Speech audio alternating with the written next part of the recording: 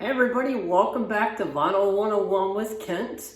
I've been wanting to do this one for some time since I picked this album we're going to be talking about tonight.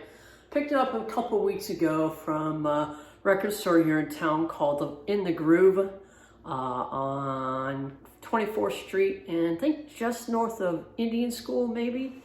Anyway, the album I'm talking about this evening is Powerman 5000's Tonight the Stars Revolt. Released initially in 1999, but released for the very first time on vinyl last year, 2022. I found out about this band probably a couple years before this album came out, probably 1995, 96. They were more of a new metal band when I heard of them for the very first time. They were more of a rap slash metal band, and they actually got their huge first break headlining the second stage of Ozfest in 1996. I was there. I saw a bit of their show, but I was there to see a couple the other bands on the main stage, including Biohazard, Ozzy, of course, Fear Factory. Yes, Fear Factory. Anyway, back to Powerman 5000. Powerman 5000 was founded by their lead singer, Spider-1, whose official name is actually Michael Cummings. And Michael Cummings is actually the little brother for shock rock, monster rock, Powerman, no pun intended, Rob Zombie. What I love about this album is this was their major launching point. It was their first major record released in, again, 1999. With this album, you saw a complete departure from their original sound of rap and rock. What you found, though, was spacey, science fiction-based rock. It was just badass the first time I heard this. Songs like This Is What It's Like When the Worlds Collide, Nobody's Real, Tonight the Stars Revolt. It's just an amazing album and departure from, again, their original sound. As the band went on, unfortunately, they kind of lost their momentum after this album was released. They toured on it for several years. I actually saw them live, I think 3 or 4 times on this album. The best show I saw was with them and Static X. Static X was opening for them, but both played a headliner type of a set. Just amazing stuff. But unfortunately, what happened is after they finished touring this, Spider and the rest of the band recorded a new album called Anyone for Doomsday. It was scheduled to come out in October 2021. October 2001. Unfortunately, it was sidelined because of the 9/11 terrorist attacks here in America. So unfortunately, that album was never released until several years later on Spider-1's own record label, but didn't have the push of a major record label. So unfortunately, that ended up canceling any tours as well because nothing was happening for months after 9/11. However, they did make a comeback with their 2004 release, Transform, which was another departure from their spacey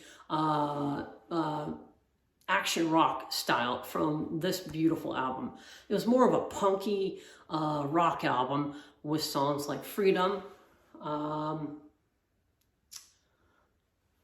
I'm sorry, it's actually Free and Action.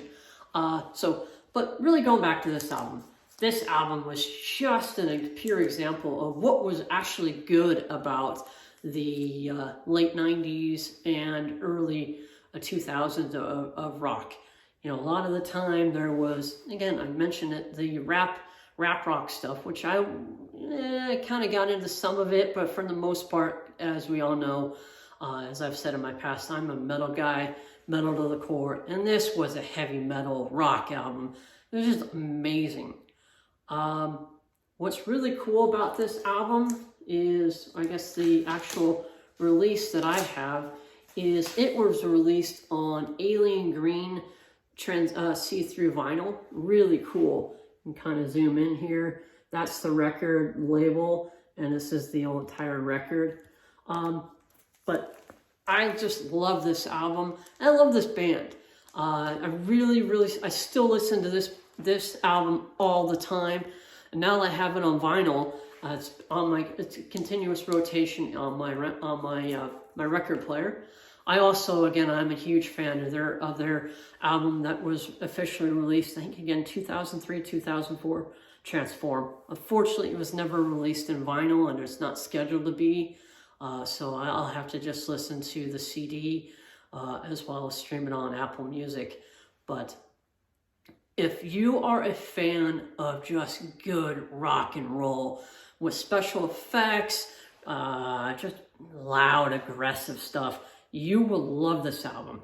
And this band. The band is amazing.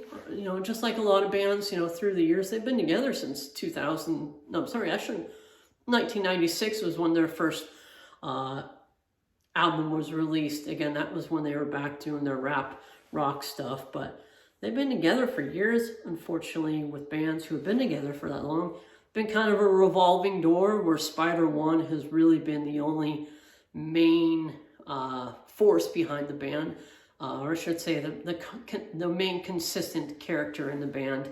But again, this album is just an amazing tunes. It came out at a time that, you know, as I said, that the rap and rock stuff, the mixture of, you know, bands like, oh, I don't know, this name's a couple, Limp Bizkit, and bands like that were out, but this was just, it was just a great way to say, you know what, metal is here. Metal is not going away. You know, there's still, you know, it's kind of in the background, but this and other albums and other bands really brought the metal back into the picture, or kept it in the picture. So check this out. It is amazing. I love it. It's available in any record store online, or go into the record store. Have a conversation with your local record store owner. Talk about music. That's what I love doing. It's also, again, it's on Apple Music or any streaming services. But again, buy the record. That's what we're here for. That's what the good stuff is. You can do what I do. I take good care of my records. I put them in sleeves. I put them in different types of inner sleeves rather than the paper sleeves that the records initially come from.